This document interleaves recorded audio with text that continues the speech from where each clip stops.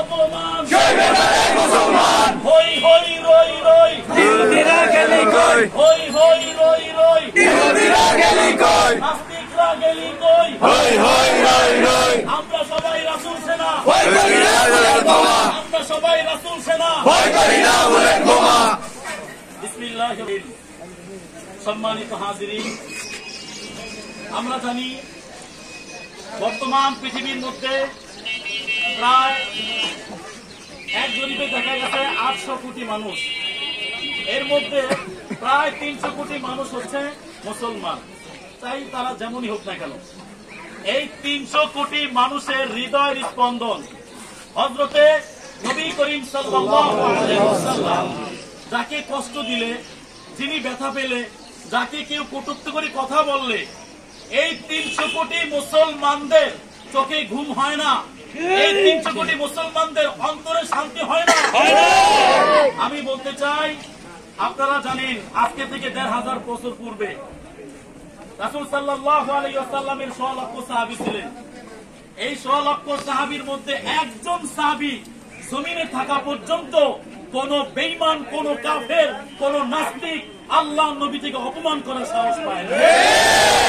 আজকে গোটা পৃথিবীর মধ্যে 300 কোটি মুসলমান থাকা সত্ত্বেও কিভাবে সেই ভারতের রামগিরি মহারাজ এক পুরোহিত এবং তার মতে মত মিলিয়ে নীতিশ নারায়ণ বিজেপির একজন সদস্য, একজন নেতা, তিনি আমাদের নবী এবং কোরআন হাদিসকে নিয়ে কটূক্তি করে এবং তারা এমন কথাও বলে, মুসলমানরা যখন মসজিদে নামাজে দাঁড়াবে, মুসলমানদেরকে নামাজ রতরা আমাদের রাজকীয় রাষ্ট্রীয় কোষাগার থেকে যে অর্থ আমাদের রয়েছে, সেই অর্থ ব্যয় করে পুলিশকে ভাড়া করে, পুলিশকে মাসিক বেতন দিয়ে আমরা আমাদের হিন্দু ভাইদের মন্দিরকে আমরা হেফাজত করেছি। এই যে কিছুদিন পূর্বে দেশের মধ্যে কত বড় একটা স্বাধীনতা আমরা অর্জন করলাম, আমার ছাত্র ভাইয়েরা নিজের তাজা রক্ত দিয়ে দেশটাকে তারা স্বাধীন করেছে। মাদ্রাসার ছাত্ররা, আলেম ওলামায়ে কেরাম, নিরহ মুসলমানেরা নিজের টাকা ব্যয় করে হিন্দুদের রাতে মূর্তি তারা পাহারা দিয়েছে, ঠিক কিনা? কারণ আমাদের নবী যে একটা আদর্শ শিক্ষা দিয়েছেন, সেটা হচ্ছে লাকুম দীনুকুম ওয়ালিয়া দীন, তোমরা যার যার ধর্ম তারা তারা পালন করো। লা ইকরাহা ফিদ্দীন, ধর্ম নিয়ে বাড়াবাড়ি নয়। আমাদের দেশের মুসলমানেরা হিন্দুদেরকে জামাই আদর করে রাখছে, ঠিক কিনা বলে? মুসলমানদের হাতে বাংলাদেশের হিন্দুরা নিরাপদ।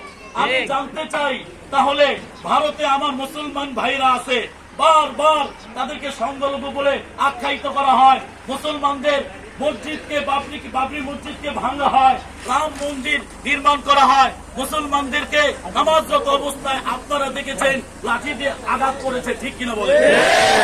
সম্প্রীতি মাঝে মাঝেই মুসলমানদেরকে অত্যাচার করে, মুসলমানদেরকে জুলুম করে, মুসলমানদের পর্দা নিয়ে কথা বলে, মুসলমানদেরকে আঘাত করে। কেন ভাই? আমরা তো তোমাদের বিরুদ্ধে বলছি না, হিন্দুদেরকে তো আমরা মারতে চাচ্ছি না। তাহলে তোমরা ভারতে যারা আছো, কেন মুসলমানদেরকে নিয়ে চিনিমিনি খেলছো? কেন মুসলমানদেরকে কষ্ট দিচ্ছ? কেন মুসলমানদের প্রাণ প্রিয় কলিজার টুকরা নবীকে নিয়ে, কোরআনকে নিয়ে তোমরা কটূক্তি করছো? তাহলে বোঝা গেল আসলে তোমরা শান্তি চাও না, তোমরা শান্তির নামে একটা জানোয়ার জাতি। আওয়াজ করে বলেছি, এই মুসলমান জাতি শান্তি চায়, ভালোবাসা চায়। প্রত্যেক মানুষ যার যার মতো বসবাস করুক। এই বাংলাদেশে নয়, গোটা পৃথিবীর মধ্যে ইসলাম মায়া দয়া ভালোবাসা দিয়ে আসছে। ইসলাম তরবারি দিয়ে আঘাত করেও শুধু আসে নাই, ইসলাম মানুষের প্রতি অত্যাচার করে, জোর করে মানুষকে কালিমার মধ্যে প্রবেশ করায় নাই, ভালোবাসা, আদর্শ, স্নেহ, মায়া, মমতা দিয়ে প্রবেশ করেছে, ঠিক কিনা? আমরা সেই নবীর উম্মত, সেই কোরআনের ধর্ম, ইন্নাদ-দীনা ইনদাল্লাহি, ইসলাম আমাদের ধর্ম। তাহলে আমি আজকে এই প্রতিবাদ সভায় আমার ছাত্র ভাইদেরকে নিয়ে, মীর কাদিম সমস্ত ছাত্র ভাইদেরকে নিয়ে আমি বলতে চাই, আমাদের সবার পক্ষে, মীর কাদিমের পক্ষে প্রত্যেকটা মানুষের, প্রত্যেকটা মুসলমানের প্রতিবাদ হচ্ছে। এই ভারতে যারা নবীকে কটূক্তি করে, কোরআনকে কটূক্তি করে, মুসলমানদেরকে কটূক্তি করে কথা বলছে, আমরা তাদের দৃষ্টান্তমূলক শাস্তি চাই। দৃষ্টান্তমূলক শাস্তি আমরা জানাচ্ছি, আন্তর্জাতিক ট্রাইব্যুনালে বিচার দিচ্ছি, তারা যেন আমার নবীর আদর্শের পক্ষে হয়ে, আমার নবীজির পক্ষের সাক্ষী দিয়ে বিচার করে সুষ্ঠু সমাধান দেন এবং এই দুই কুলাঙ্গার সহ যারা এটার সঙ্গে জড়িত আছে তাদের সবার আমরা শাস্তি এবং ফাঁসির আবদার জানাই, আওয়াজ করে বলি। পুরোহিত নারায়ণের 2 গাল